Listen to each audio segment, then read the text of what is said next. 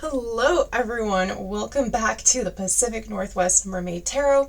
If this reading found you, this reading is going to be all about reconciliation and whether or not you should reconcile with somebody. There's no pick a card or anything. This reading is just for you. If you clicked on it, I think you'll know by the first card whether or not it resonates if this is your deck. Okay, and here it is. First card. We have the Page of Swords reversed. So the Page of Swords, this is talking about something that happened that was very impulsive. And it was absolutely said. That's what it means with the swords. They are the card of, oh, let me move this. I think it's going to catch on fire otherwise. They are the cards that represent voices. So whatever happened, there was something that was said. It was said from a place of a lot of passion and naivety. That's what the pages usually represent. And it's inverted, which means it could have also been just a very passive-aggressive thing. Keep shuffling. Spirit, please come fill these cards. What advice do you have? What advice do you have? Is there reconciliation? Or is this a relationship that is better just left? Okay, here we go. These wanted to flip. I'm going to look and see what we have here. We have the World. The World is about tying up loose ends, but you know what? These cards, they're so beautiful. Let me show you something about it. If you look at this card, initially you just see there's a beautiful a stag here. And then if you look closer, behind these beautiful rays of light going on, you also have a hawk that is about to swoop in and eat this whole deer. So something is coming for you. When I see this card, I also think karma's happening. So someone's about to get some karma. This could be you. If you were the one who instigated this, then it could be karma's coming for you, and you should act quickly in order to kind of divert that. Or if this was somebody who did something to you, there is this this chain of events that's been set in motion, and it will end in karmic justice. But that still doesn't answer the question. What advice do you have for this pile? Who is this person to? If I can ask that, who is the person? Knight of Swords. This is someone who was very willing to speak their mind. They were very willing to be different and maybe even impulsive, because knights are always setting out on a journey. And this one here is riding a bull. And again, it's more swords energy, so I absolutely feel that there was a lot of hurt that happened in the separation that happened between the two of you. And I say two of you, but I'm also leaving that open for your own interpretation. This could be representing your whole family, but I don't feel like that. I feel like this is talking about someone in particular. And there were a lot of words that were exchanged, or even just a lot of coldness, because the swords can also just indicate kind of an iciness. I'm going to keep shuffling here. Can I get more information on who this person is? Okay, this one wants to come out. Ten of Cups. Family. This is someone in your family, or someone who you trusted like family. The Ten of Cups is also the happy ending card. So this could have also just been an extreme betrayal that happened. I don't see it inverted though. It's not inverted. So what I do feel like is being indicated with that card is that there is room for reconciliation, because the card's not upside down. So it's not like it destroyed your whole family, whatever is going on here. I might pull more tarot cards, but what I do feel called to do, yeah, I'm sure there are more cards that are going to want to come out there soon enough, but what I want to do is pull from the oracle cards I have here. This is the Astrology deck, so it has everything in here from astrological signs to houses, planets are in here. We'll just see what comes out. And the thing I want clarification on, that I'm pulling these cards out for, I want to know two things. One, what is this karmic thing that's happening? How bad is it? Maybe that would also be a good question. And then two, can I get any more indicator on who this person is? Okay, so first one, shadow and mysticism with Pluto. So that's a pretty clear non-answer.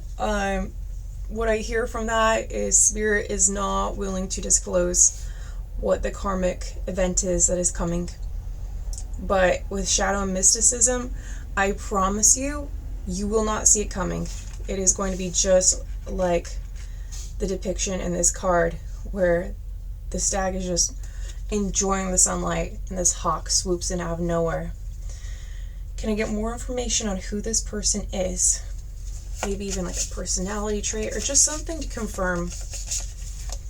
Because the question is still, is there reconciliation with this person? In this card here, and we have Uranus with change and new beginnings. Okay, there is reconciliation. That's your answer, change and new beginnings. But what I also feel very strongly about is that new beginnings cannot happen unless there is change. That's all well and good. Now I have another question, and I just flipped this card and it says Scorpio, the mystic. So I feel like that's meant to be here. This person might be a Scorpio, or because we already have mysticism here, this person might have been somebody who just liked to be secretive, or they could have been someone who had some false piety. They could also genuinely be somebody who was I was about to say had the best intentions, but I don't. I immediately, I started to feel it and then it's gone. So I'm not going to say that. I don't think they're necessarily someone who had the best. I don't feel like this is somebody who has pureness of heart. I'm going to say that. I feel like this is someone who, when they said it, they meant it. And I think they honestly just didn't care about who was hurt by their words or by their actions. I think that's just who they are as a person, and that's why, unless something changes, there is no new beginnings. And that's something that just is the reality for it. So I'm going to set these cards aside right over here where they don't catch on fire. And what was I saying about not catching on fire? Right here. Judgment. Okay.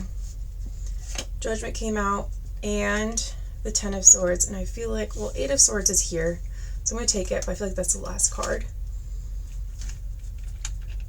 Look at all these swords energy. This is a lot of swords energy. Do we even have anything that's not a sword? Oh, Ten of Cups. So besides that, it's all this coldness. It's all air signs. Ten of Swords. I'm going to say it as I'm looking at it. Judgment with the Ten of Swords and Eight of Swords, that's not good. I mean, that's not hopeful in any way, shape, or form. The Ten of Swords indicates death. I know there's a death card in tarot, but the death card in tarot is typically a good card because it represents new beginnings. It represents like a butterfly. Like the caterpillar in a way dies, so a butterfly is born. And I know like that's not actually how it works, but in a way, if it didn't stop being a caterpillar, it could never be a butterfly. That is beautiful, but that's not what's happening with the Ten of Swords. The Ten of Swords is just an end. That's it. The book is closed. And I think the advice that God has for you here is that you need to just let this one go.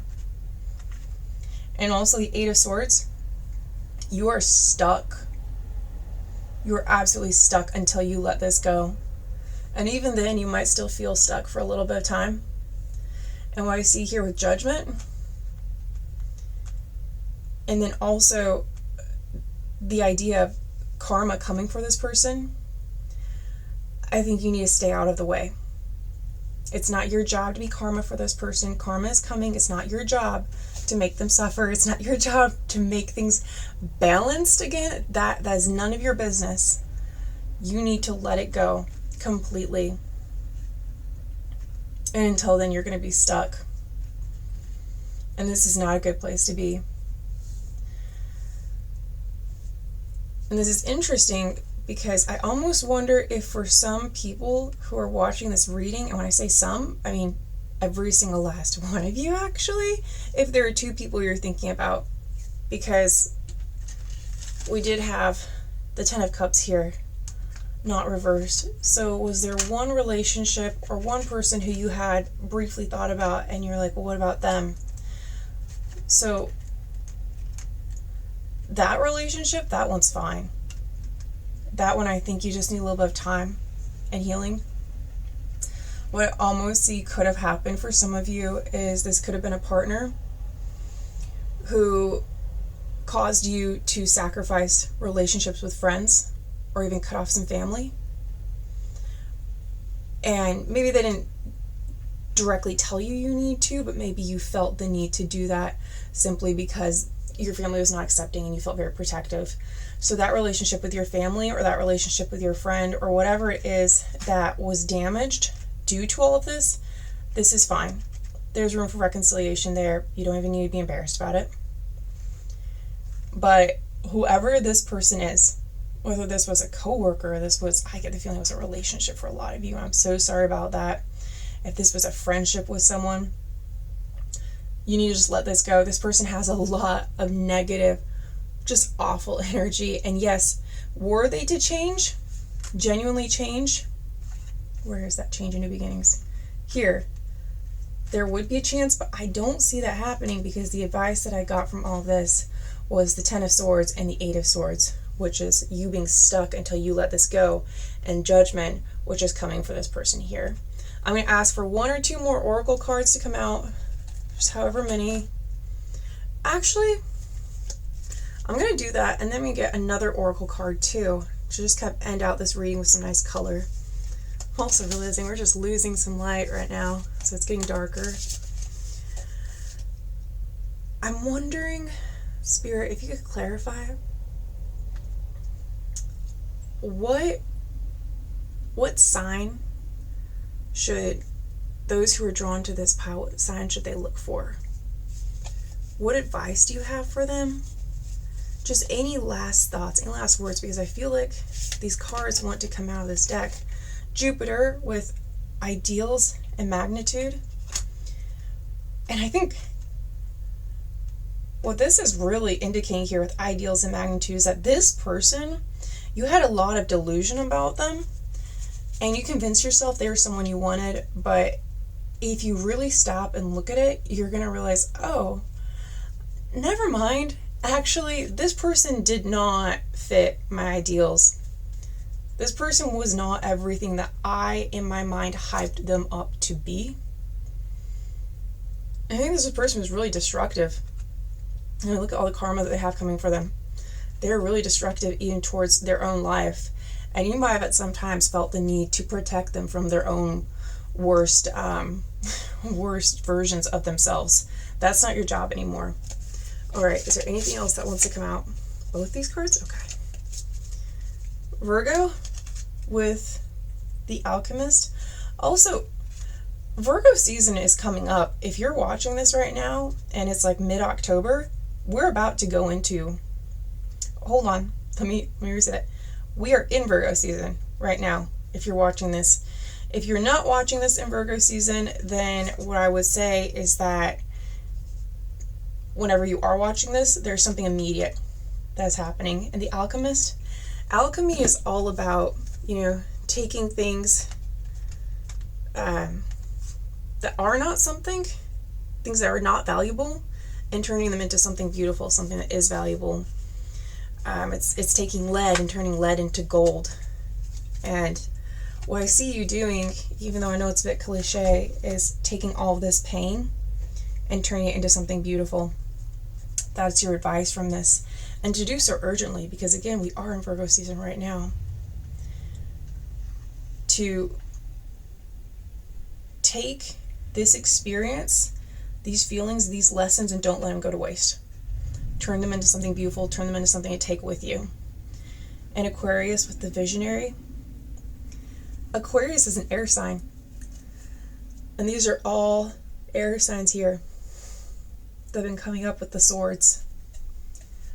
So maybe this person was an Aquarius, maybe you're an Aquarius. And maybe with the word the visionary there, I'm not sure. But I was planning to draw another card anyway, so I'm going to do that real quick. And I'm going to see if these cards offer any advice. These are the secret language of color cards. They're going to be so colorful compared to all of the cards that we've just been looking at, which is good because, again, it is getting dark. Let's see what card wants to come out.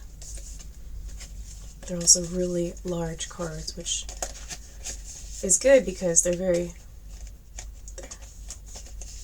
There we go. This one here. Scarlet with attract success. And I feel like this one too. And orange with nurture yourself. Alright, Scarlet and attract success. You need to start looking out for red flags. I think you saw them with this relationship. You absolutely see them looking back in hindsight. You need to start paying attention to those. And with nurture yourself, you need to love yourself to walk away at the first sign of danger. At the first sign of this is not going in a good direction, you need to love yourself enough to say, no, not on my timeline, not for the life that I am trying to create for myself. This is not okay. And leave. You also probably have some healing to do too, especially because, we had like the Page of Swords, we had the Knight of Swords, we had the Ten of Swords, the Eight of Swords. I think there was a lot of hurt that was done. A lot of verbal stabbing in the back. A lot of emotional coldness happened. And there's so much warmth in this color. Think about orange as a sunset or a sunrise, just the happiness that's associated with it. It's time for you to find that in your life again. It's time for you to let the sunlight in to all of the holes this person just poked in you. And there's one more thing that I want to say too. There is this fallacy in logic, and it is called the sunk cost fallacy. And the way it works is that, let's say you have a car and you buy the car. Let's say the car, we're just going to throw numbers out there, right? Let's say the car costs $5,000. You love this car. You're super excited for it. You've had this car for a couple of months. There's no warranty on it or anything. And it breaks down. And it costs a couple $100s to fix. I go, okay, that's fine. But it's fixed now. Then another couple months later, it breaks down again. And this time, it's going to cost several $1,000s to fix. Now, the car itself is only worth $5,000. But the fix, it seems like it's worth it. And they're promising you the fix is going to be the last one. And the car's going to run like new. And you won't need to repair it except for a little bit of maintenance for the rest of its lifetime. And they imply the lifetime is going to be a long time. So you pay it. Or you take an extra job if you have to because the car is worth it. And what the car means for you is worth it. It's a means of independence. It's a means of getting where you need to go. You might also need it so you don't have to walk to work every single night or, catch rides with your coworkers or friends. And then the car breaks down again. But this time it's just something small. It's another couple $100s. Breaks down again. Couple $100s. Breaks down again. And this time it costs $2,000 to repair. What do you do You've already invested so much money into this car. It's clearly a money pit. You would think you'd be like, okay, just write it off. But where sunk cost fallacy comes in to play is that when you've already put so much money, so much time, so much effort into something, especially if you showed it off to all of your friends, you don't want to admit defeat. You want all of that money, all of that time, you want it to mean something. This is your relationship. I promise you, this is what happened in your relationship. You forgave this person. Maybe you even had like the girlfriend effect where you like fixed up his wardrobe, you cleaned his room with him. You put so much time and effort and love into this person, and it needs to mean something. You need to see some of that return. You need to feel like you're getting your money's worth. You need to feel like the scales balance themselves. You keep thinking to yourself, if you just keep fixing this car, eventually it'll be good as new. That's a fallacy for a reason. Like, if you're having to put so much effort into another human being and they're not your child, then you're doing too much. Especially if this is a relationship and it's not like, I mean, I get it, sometimes people get sick and you care for them. That's different. I'm talking about if there's someone who you're having to put so much effort into fixing them, into helping them heal, and you feel like it needs to be repaid, then that means you have a one-sided relationship. And if it starts out one-sided, it's not going to end in some form of mutual loving existence. So I want you to really think about, was all of that effort wasted?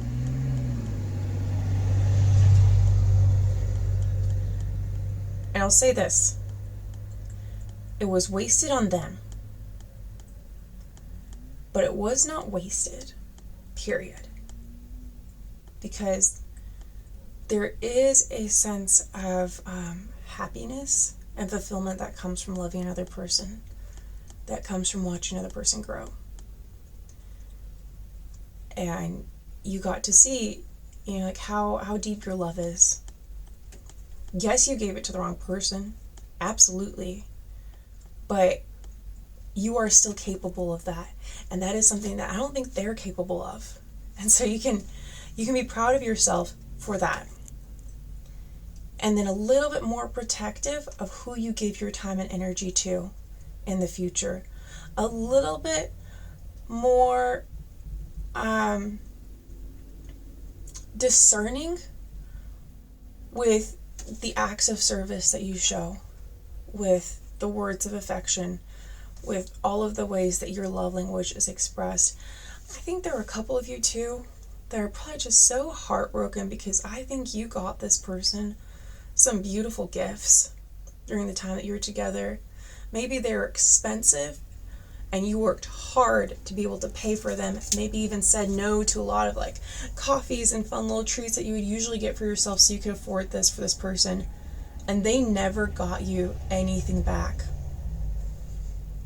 They never returned that gift, not even on half the level. And I'm sorry about that, but also you need to let it go.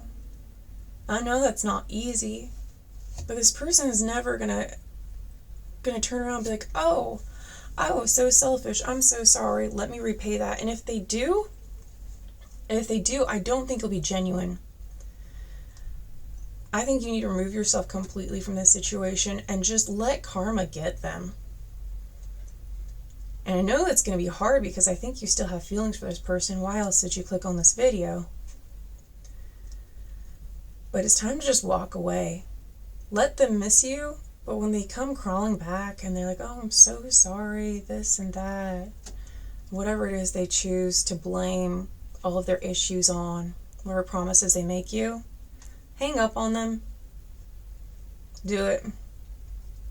You're too good for that behavior. Also, When someone comes crawling back to you after they treated you horribly and you reject them, that is very empowering. That is a very empowering place to be. And I think that's where you might find yourself here soon. So just remember, when they do call up, reject them. Don't give them the satisfaction of having you back in their life, buying them presents, doing nice things for them, cleaning their room, washing their dishes, helping them study for some exam they have going on, or some interview that they want, some competition that they're getting ready for. Let them go. Let them go, be with themselves. Or the next person whose life they may very well, cause a lot of problems with us, as well as they did with yours. But again, that's not for you. All right. I think that's about as much as I have to say on all of that. I don't really feel anything else coming through.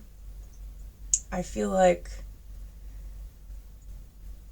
you are someone who is so special. And I wish I could just hold your hand right now and tell you it's going to be okay. You're a fantastic person, and there's no way, absolutely no way they deserved you at all. All right, take care. I love you all so much, and I'll see you in another video. Bye.